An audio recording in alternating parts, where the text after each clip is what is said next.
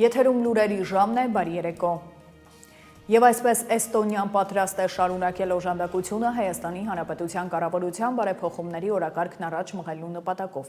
Վարչապետ Նիկոլ Փաշինյանն ընդունել է Էստոնիայի արտաքին գործերի նախարարին։ Նիկոլ Փաշինյանը կարևորել է Հայաստան-Էստոնիա բազմաոլորտ գործակցությունն ու նշել, որ վերջին շրջանում երկկողմ հարաբերությունները կրում են ինտենսիվ բնույթ։ Երկրի ղեկավարը կարևորել է Էստոնիայի դերը նաև Հայաստան-Եվրամիություն գործակցության զարգացման, այդ թվում մեր երկրում ժողովրդավարական բարեփոխումների արդյունավետ իրականացման Մարգուս Ցախքնան ընդգծել է Հայաստանի հետ գործակցությունը խորացնելու հարցում Էստոնիայի շահագրգռվածությունը։ Նա կարևորել է Երևանում եվրոպական քաղաքական համայնքի գագաթնաժողովի անցկացումը, համոզմունք հայտնելով, որ այն կանցկացվի բարձր մակարդակով։ Կողմերը մտքեր են փոխանակել տարածաշրջանային զարգացումների, նաև Հայաստան-Եվրամիություն գործակցության օրակարգի, վիզաների ազատականացման գործընթացի և այլ հարցերի շուրջ։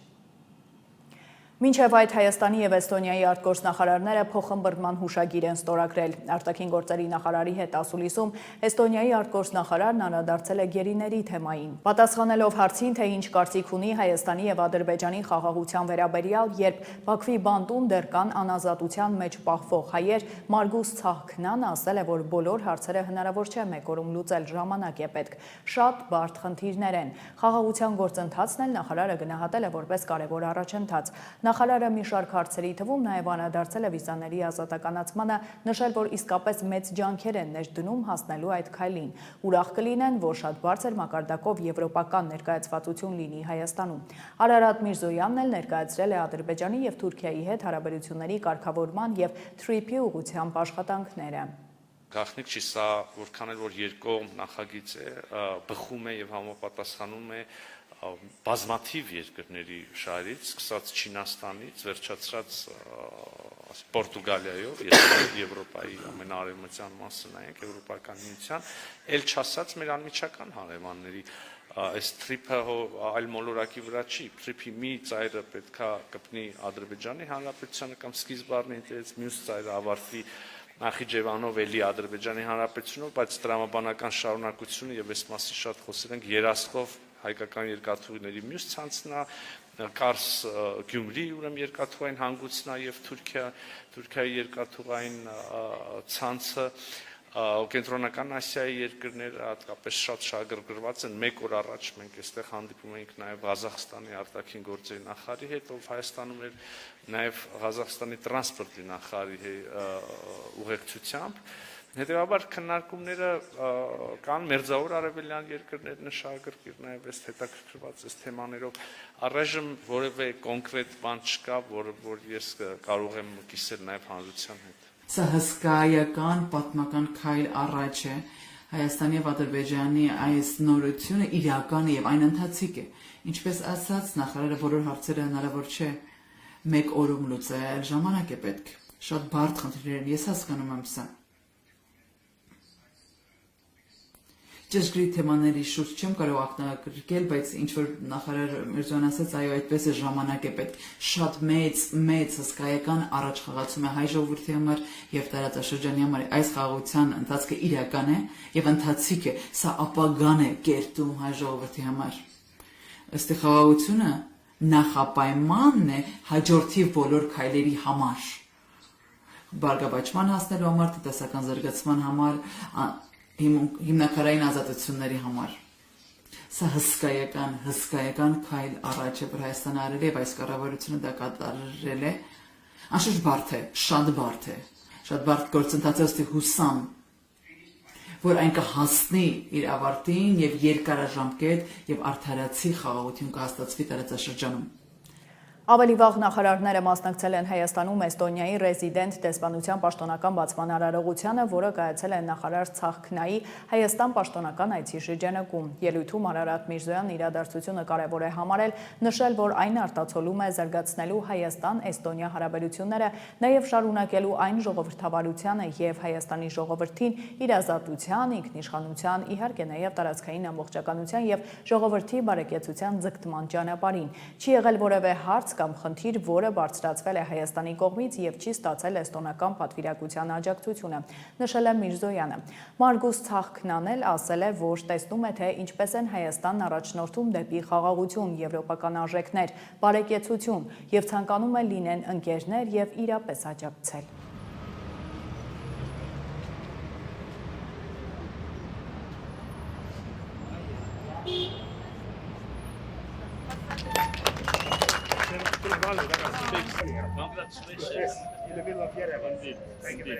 Ապրիլի 10-ից 12-ը խաղաղության կամուրջ նախաձեռնության շրջանակներում Ադրբեջանի եւ Հայաստանի քաղաքացիական հասարակության ներկայացուցիչների մասնակցությամբ Ադրբեջանում տեղի կունենա հերթական երկկողմ կլոր սեղանը։ Խաղաղության կամուրջ նախաձեռնությունը շարունակում է խթանել երկխոսությունն ու ուղիղ ներգրավվածությունը Ադրբեջանի եւ Հայաստանի քաղաքացիական հասարակության ներկայացուցիչների միջև։ Այս առիթով հայկական պատվիրակությունն Ադրբեջան է ժամանել ցամաքային սահմանով, անցնելով պաշտոնապես սահմանազատված եւ սահմանագծված հատվածով, հետևելով սահմանային ու անձնագրային վերահսկողական բոլոր համապատասխան ընթացակարգերին։ Հանդիպման օրակարգը ներառում է քննարկումներ խաղաղության գործընթացի ներկայվիճակի, խաղաղության կամուրջ նախաձեռնության մասնակիցների կողմից իրենց երկրներում իրականացված գործողությունների ու դրանց արդյունքների, ինչպես նաև տարածաշրջանում տիրող իրավիճակի վերաբերյալ։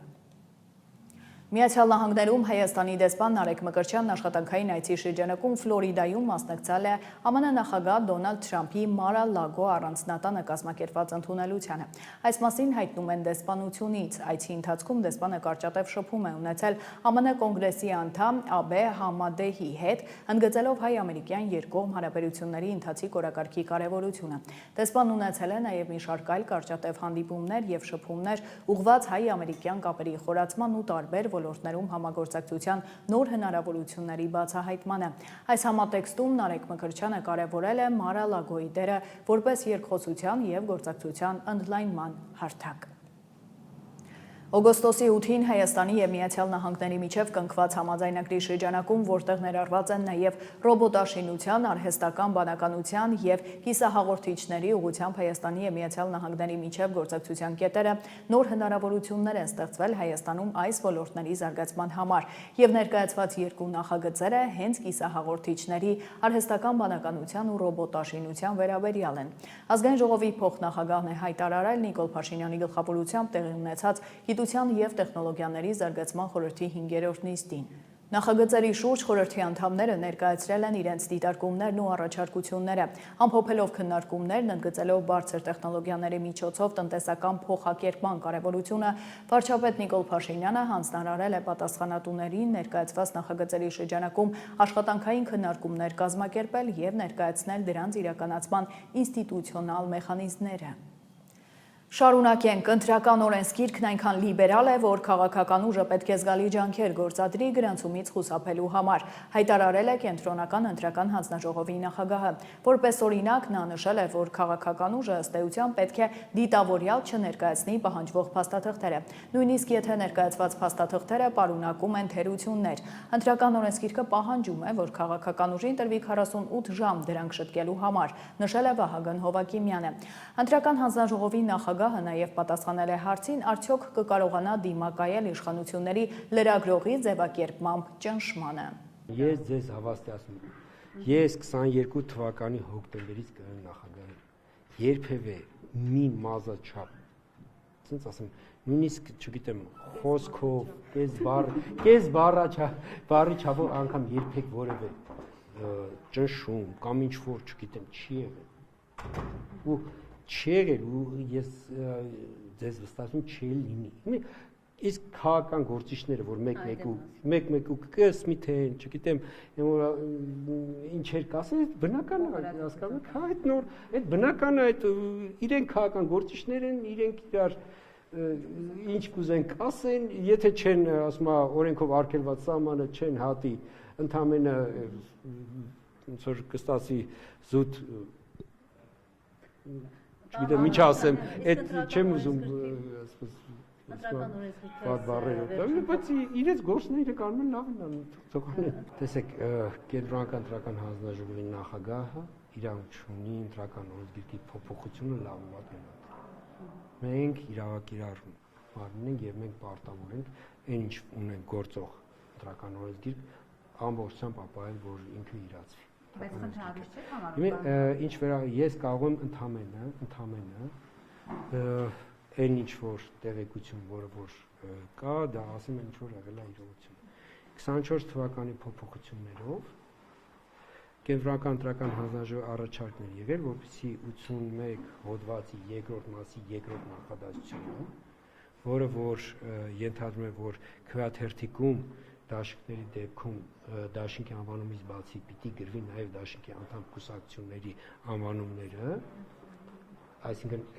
ըստ այդ նախադասության այդպես է։ Մենք առաջարկեցինք, որպեսզի դա հանվի, որովհետև հակառակ դեպքում մենք կարող ենք ունենայինք տարբեր տեսակի քվեաթերթիկ, այսինքն կուսակցությունների քվեաթերթիկը լինելու է կուսակցության անվանումը, պատկերացիք, այսինքն եւ առաջի 3 համարները, լրթիվ եւ այլ դաշինքների պարագայում լինելու է դաշինքի անվանումը եւ օրինակ, չգիտեմ, 3, 4, 5, 10 կուսակ այդ դաշինքի անդամ կուսակցությունների անվանում է։ Բնական է, որ այդ ամենը ձեզ հայտնի քվեաթերթիկում եթե տեղավորելու խնդիր առաջանա, ստացվել է փոքր տարատեսակը պիտի փոքրացի եւ այլ եւ ստացվել էր, որ դաշինքի եւ կուսակցության քվեաթերթիկները տեսակով տարբերվելու են ըստ այդ գրվածքի։ Այդ ժամանակ արտադրության նախարարության մեկ գործընկերները մեր առաջարկը ընդունեցին, այսինքն ճիշտ եք ասում, մտավ նախագծի մեջ։ 24 թվականին, երբ որ առաջին ընթերցմամբ ընդունվել է, դա այդ փոփոխություն, այսինքն առաջին ընթերցմամբ ընդունված փոփոխություններում, որ նման 81 հոդվածի երկրորդ մասի երկրորդ նախադասությունը ուժը կորցած ճանաչի։ Առաջինից երկրորդ ընթերցման ժամանակ որևէ առաջարկ չի եղել, որպեսզի այս փոփոխությունը խմբագրվի։ Այսինքն այս փոփոխության հետ կապված, առաջին թերթման փոփոխության հետ կապված որևէ առաջարկ չի եղել, ամփոփաթերթներ կա, որևէ մեկը չար, բայց ու բնական է դա չեմ ասում, որովհետև դա նշանակում է, որ ոչ պետաիրավականը, որ գլխադասայինն է, ոչ նման փոփոխությունը, այսինքն քննարկել, ոչ էլ խորհրդարանում կարար քննարկել, բայց փաստն է, որ երբ որ, այսինքն Արլիսում հիմի ինկորպորացված տարբերակը, որ դրված էր, երկրորդ ըստայության ստացվել էր այնպես, որ երկրորդ նախադասություն բառի փոխարեն գրված էր պարբերություն։ Արդյունքում դուրս այն ինչ որ պիտի կայի խնդրանքը եղել էր, որ պիտի դա եթե հնարավոր է հանվի, որպեսզի քվեաթերթիկները տեսակով չտարբերվեն, դրա փոխարեն 81 հոդված երկրորդ մասի երկրորդ պարբերությունն էր ուժը կորցրած ճանաչվել։ Սա եղել սա իրողություն է։ Հայաքվեն դադարեցնում է գործակցությունը միասնության թևերի հետ։ Հայտարարության մեջ հիշատակվում է փետրվարի 27-ին միասնության թևեր քաղաքական նախաձեռնության եւ Հայաքվե ազգային քաղաքացիական միավորման ստորագրած գործակցության հուշագիրը, համաձայն որին նրանք հավաստել էին պատրաստակամությունը մեկ միասնական ճակատով հանդես գալու հունիսի 7-ի ընտրություններին։ Մեծածավալ աշխատանք է կատարվել միասնական քաղաքական ծրագիր մշակելու եւ նոր քաղաքական բևեռ ձևավորելու նպատակով։ Միևնույն ժամանակ մի շարք առանցքային ծրագրերի հարցերում դեռևս չի հաջողվել միասնական դիրքորոշում ձևավորել։ Ուստի որոշել են ներկա փուլում այս ձևաչափով ավարտել համատեղ աշխատանքը։ Հայաքվեն շնորհակալություն է հայտնում երկու կազմակերպության բոլոր անդամներին եւ աջակիցներին վստահության եւ համագործակցության համար եւ փոխադարձ հաջողություն ցանկանում հայրենիքի անվտանգության եւ բարօրության համար մղվող պայքարում։ Հակակոռուպցիոն դատարանում շարունակվել է երկրորդ նախագահ Ռոբերտ Քոչարյանի եւ մյուսների գործով նիստը։ Որպես մեղադրյալներ, բացի նախկին նախագահից գործով անցնում են պաշտպանության նախկին նախարար Սեյրան Օհանյանը, ՀԱՊԿ նախկին գլխավոր քարտուղար Յուրի Խաչատուրովը եւ նախկին փոխվարչապետ Արմեն Գևորգյանը։ Դատարանում նախագահում է դատավոր Սարգիս Պետրոսյանը։ Հիշեցնեմ, նախորդ մի քանի նիստերը չէին կայացել, այդ թվում բուժման մեջ գտնվող պատգամավոր Օհանյանի բացակայության պատճառով։ Պետությանը պատճառված վնասից վերականգնվել է 111 միլիոն 900 հազար դրամ։ Քննչական կոմիտեում քննվող քրեական գործով պարզվել է, որ 2015 թվականի ապրիլի 8-ին Հայաստան համահայկական հիմնադրամի կողմից 14000 տոննա բիտումի ձեռքբերման վերաբերյալ հայտարարված մրցույթին մասնակցած եւ հաղթող ճանաչված ընկերությունը 2016 թվականի օգոստոսից մինչեւ նոյեմբեր կազմել եւ հիմնադրամին է ներկայացրել կեղծ հաշիվ ապրանքագրեր, որի արդյունքում պետությանը նախնական հաշվարկով պատճառվել է 171 միլիոն 515 հազար դրամի վնաս։ Տատախազը 2026-ի ապրիլի 7-ին հանրային քրեական հետապնդումներ է հարուցել մի շարք անձանց նկատմամբ։ Նախաքննությունն ընթացքի մեջ է։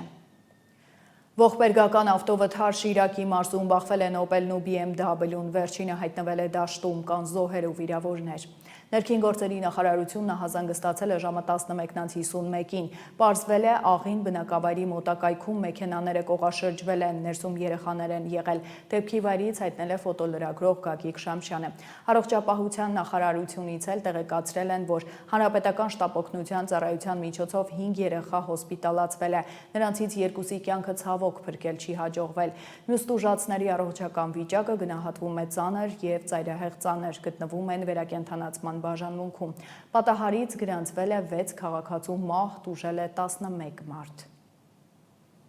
Այժմ առաջարկում եմ ծանոթանալ աշխարհում կատարվող իրադարձություններին։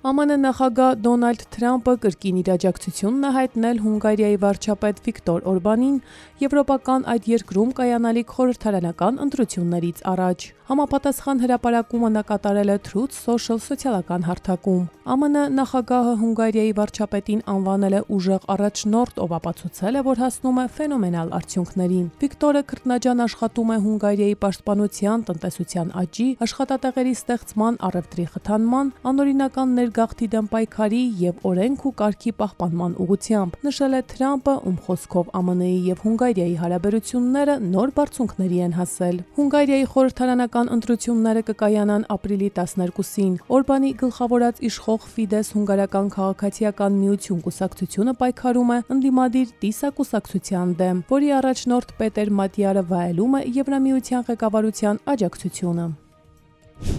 Մեծ Բրիտանիայի վարչապետ Քիր Սթարմերը եւ ԱՄՆ նախագահ Դոնալդ Թրամփը քննարկել են Հորմուզի նեղուցով նավագնացության վերսկսման ուղիները։ Այս մասին հայտարարություն է տարածել Մեծ Բրիտանիայի վարչապետի գրասենյակը, նշելով, որ հեռախոսազրույցը տեղի է ունեցել Սթարմերի Կատար այցի ընթացքում։ Նշվում է, որ Սթարմերը ներկայացրել է Պարսից ծոցի երկրների եւ ռազմական պլանավորողների հետ իր քննարկումները կապված Հորմուզի նեղուցով նավագնացության ազատությունը վերականգնելու անհրաժեշտության հետ, ինչպես նաեւ Բրիտանիայի ջանքերը համախմբելու գործընկերներին եւ համաձայնության գալու նեղուցի բացման կենսունակ ծրագրի շուրջ։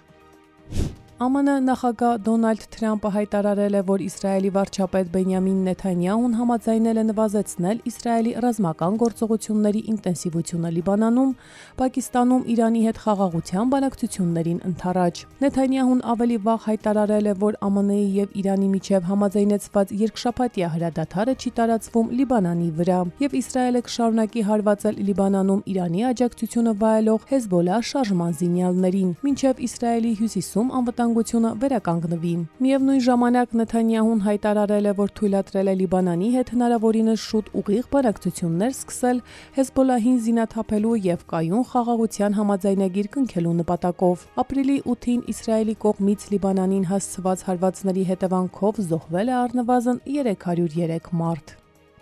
Իսրայելի պաշտպանության բանակը պատրաստ է Իրանի դեմ մարտական գործողությունների հնարավոր վերսկսմանը։ Այդ մասին հայտարարել է Իսրայելի պաշտպանության բանակի շտաբի պետ գեներալ լեյտենանտ Էյալ Զամիրը։ Իրանն արդեն այն չէ, այն զգալիորեն ավելի թույլ է, եւ Իսրայելը պատրաստ է, եթե պահանջվի, ցանկացած պահի վերադառնալ հզոր մարտական գործողությունների, ասել է Զամիրը։ Նա ընդգծել է, որ Իսրայելի պաշտպանության բանակի ձեռքբերումները Իրանի դեմ պատերազմում աննախադեպ են եւ պատմական։ ԱՄՆ-ն եւ Իրանը ապրիլի 8-ին համաձայնել են երկշաբաթյա հրադադարի։ Կողմերը պետք է Պակիստանում բանակցություններ վարեն խաղաղության համաձայնագրի շուրջ։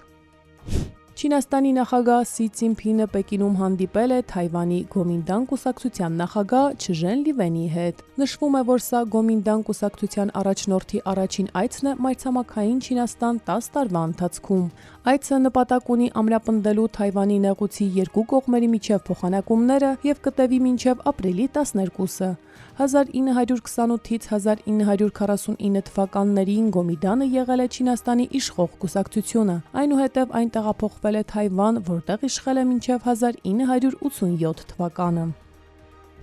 Զատկի հրադադարի մասին Կրեմլի հայտարարությանն ի պատասխան Ուկրաինայի նախագահ Վլադիմիր Զելենսկին հայտարարել է, որ իր երկիրը պատրաստ է հայլային քայլեր ձեռնարկել, հիշեցնելով, որ Կիևն արդեն առաջարկել է զինադադարի ռեժիմ սահմանել Զատկի տոնի ժամանակ։ Նույն օրը Կրեմլի կայքը հրապարակել էր հայտարարություն, որում նշվում էր, որ Ռուսաստանի նախագահ Վլադիմիր Պուտինը Զատկի տոնի կապակցությամբ հրադադար է հայտարարել Ուկրաինայի դեմ պատերազմում։ Ապրիլի 12-ին Մոսկվայի եւ Կիևի ժամանակով ժամը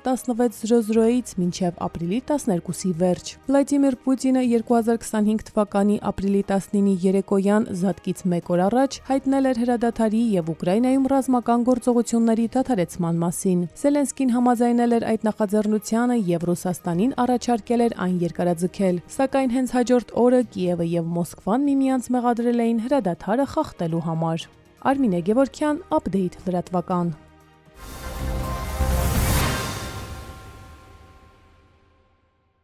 Շարունակենք նորակոչիկների առօրյան եւ նպատակադրումը դառնալ պաշտպան հայրենյաց ծրագրի շահառու։ Պաշտպանական գերատեսչությունը տեսանյութ է հրապարակել։ Հայաստանի Հանրապետության բանակում ծառայությունն այսօր միայն պարտականություն չէ, այն ընտրություն է գիտակցված նպատակային հեռանկարային։ Արդեն ծառայության առաջին ամիսներին բազմաթիվ զինվորներ որոշում են կայացնում շարունակել իրենց ճանապարհը պաշտպան հայրենյաց ծրագրով։ Ծառայում եմ Հայաստանի զինված ուժերում արդեն 2 ամիս, սովորում եմ ականենետրային մասնագետ, շատ եմ սիրում իմ մասնագիտությունը, ինչպես նաև շատ հպարտությամբ կրում եմ իմ համազգեստը եւ մոտակա 5 տարին պատկերացնում եմ իմ ծառայությունը հենց այս համազգեստի մեջ։ Պաշտպան հայրենյաց ծրագրի մասին բանակ զորակոչվող տղաները իմանում են ոչ միայն կենտրոնական հավաքակայանում եւ պաշտոնական աղբյուրներով, այլև զինվորից զինվոր, փորձով, վստահությամբ եւ օրինակով։ Պաշտպան հայրենյաց ծրագրի մասին իմացել եմ զինուր հաղորդումից, իմացել եմ, որ ծրագրի շահառուները կարողացել են բարելավել իրենց սոցիալական վիճակը։ Ես նույնպես ուզում եմ օգտվել ծրագրից, որպեսզի ծառայությանը համատեղ ունենամ իմ կայուն եկամուտի աղբյուրը։ Պաշտպան հայրենյաց ծրագրի մասին իմացել եմ հավաքակայանում, երբ որ հայտարարել են բոլորից, ներկայացրել են բոլոր առավելությունները։ Մեծ առավելություն եմ համարում այն, որ ծառայելու եմ բնակավայրից մոտ, ստանալու են բարձր աշխատավարձ, պայմանագրային ծառայողի ծնողները անվճար բուժօգնության հնարավորություն ունեն։ Այժմ ձեզ կներկայացնենք մեր վարժազակ լսարանը, որտեղ ես իմ անձնակազմի հետ ամեն օր անցկացնում ենք պարապմունքներ։ Ռաֆայելը նույնպես ժամկետային զինծառայող է։ Դեռ զորակոչվելուց առաջ էր ծրագրի շահառու ընկերոջից իմացել պաշտպան հայրենյացի առավելությունների մասին։ Պաշտպան հայրենյաց ծրագիրը նախատեսում է 5 տարվա պայմանագրային զինծառայություն Հայաստանի Հանրապետության զինված ուժերում, աշխատավարձով ֆիքսված ամենամսյա, ինչպես նաև հավելյալ ատեստավորման դիմաց պարգևավճարով, ինչպես նաև ծառայության վերջում տրամադրում է 5 միլիոն դրամ պարգևավճար, որը ամբողջությամբ տնօրինում է տվյալ զինծառայողը։ Նոր փոփոխությամբ 6 ամսյա ծառայության ավարտին հանձնվող քննությունների արդյունքները ծրագրի մասնակիցների համար արդեն կդիտարկվեն որպես ատեստավորման քննությունների գնահատականներ։ Մենք հավելյալ ատեստավորում 3 ամիս հետո չենք անցնելու եւ 3 ամիս հավելյալ վերապատրաստման չենք մասնակցելու։ Ռաֆայելը ծրագրի առավելություններից կարևորում է նաև ծառայությանը զուգահեռ կրթություն ստանալու հնարավորությունը։ Մինչ զորակոչվելը զինված ուժերում ես ընդունվել եմ պոլիտեխնիկական համալսարան, բայց որ իմացա արդեն զորակոչվել եմ բանակ ու պետքա արդեն նախատեսել էի պայմանագրային զինծառայությունը, կիսատ եմ թողել ուսումը, բայց հիմա արդեն պայմաններից վերափոխված պայմաններից ելնելով նախատեսում եմ հատակա կարգով շարունակել իմ ուսումը նույն համալսարանում։ Ջանք ու եռան, պատրաստվածություն ու պատրաստակամություն։ Պաշտպան հայրենյացի շահառու դառնալու համար անհրաժեշտ է ոչ միայն ցանկություն, այլև ամենօրյա աշխատանք, կոփվելու, սովորելու եւ առաջ գնալու ձգտումով։ Շատ մոտիվացված մասնակցում եմ բոլոր ֆիզիկական պատրաստություններին, ինչպես նաև ջանքերս չեմ խնայում մասնագիտական հմտություններ ձեռք բերելու համար, որպեսզի հետագայում շատ լավ հանձնեմ իմ ատեստավորման քննությունները եւ ստանամ բարձր աշխատավարձ։ Բավականին համառորեն եմ պատրաստվում, ամեն օր մասնակցում եմ թե ֆիզիկական թե մասնագիտական պատրաստվածությանը, ամեն ինչ անելա, որ ստանամ ամենաբարձր գնահատականը։ Պաշտպան հայրենյաց ծրագիրը պարզապես ծառայության շարունակություն չէ, այն ընտրություն է դառնալու ավելի ուժեղ, պատրաստված ու առավել պրոֆեսիոնալ հանուն Հայաստանի Հանրապետության խաղաղ ու բարեկեցիկ ապագայի։ Որոշել եմ միանալ պաշտպան հայրենյաց ծրագրին։ Որոշել եմ միանալ պաշտպան հայրենյաց ծրագրին։ Որոշել եմ միանալ պաշտպան հայրենյաց ծրագրին։ Որոշել եմ միանալ պաշտպան հայրենյաց ծրագրին։ Զարուհի Ռշտունի, Հովհաննես Գրիգորյան, Զինուշ։ Եվ ապրիլի 14-ից ցուրտ օդային հոսանքները կնահանջեն ու տեղը կզիջեն տաք օդային հոսանքներին։ Օդի ջերմաստիճանն էլ ամսի 15-ից կբարձրանա, իսկ մինչև այդ դեռ կցրտի։ Հիդրոօթերևութաբանության եւ մոնիթորինգի կենտրոնն ամփոփել ու տվյալներ է ներկայացրել։ Մինչև ապրիլի 13-ը ներառյալ հանրապետության ողջ տարածքում ժամանակ առ ժամանակ տեղումները շարունակվելու են։ Տեղումները կրկին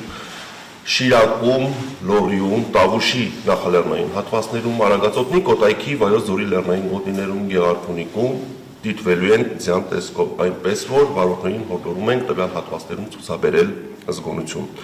Առանձին օրերին, մասնավորապես այսօր ապրիլի 12-ից 13-ին տեղումները կլինեն զգալի, կուղեկցվեն ամպրոպներով եւ քամուշ գնացմամբ հանրապետության առանձին հատվածներում պոռթկումները կհասնի մինչև 24 մետր վայրկյան արագությամբ։ Պայմանավորված քամու մեծ արագությունների հետ հանրապետության լեռնային մարզերում նաեւ սպասվում է բուք, ցածր հորիզոնական տեսանելիություն։ Ապրիլի 14-ից սկսած այս ցիկլոնը աստիճանաբար դուրս կգա Հայաստանի տարածքից եւ ապրիլի 14-ից 17 ընկած ժամանակահատվածում այսպես կունենանք օդերևութաբանական պայմանների շրջանառցային փոփոխություն։ Փոփոխությունը այն կլինի, որ հյուսիս-արևելյան ցուրտ օդային հոսանքները կնահանջեն եւ ապրիլի 15-ից իրենց տեղը կզիջեն հարավ-արևմուտքից մերձավոր արևելքից ներթափանցող արևադարձային տաք օդային հոսանքներին, որոնք իրենց հետ կբերեն օդի ջերմաստիճանի զգալի բարձրացում։ Այսքանը դուք դիտում եք Update լրատվականը, հիշեցնեմ վայրկյաններ անց վերլուծությունն է, բաց չթողնեք, իսկ ես ձեզ հրաժեշտ եմ տալիս եւ մաղթում հաճելի հանգստյան օրեր։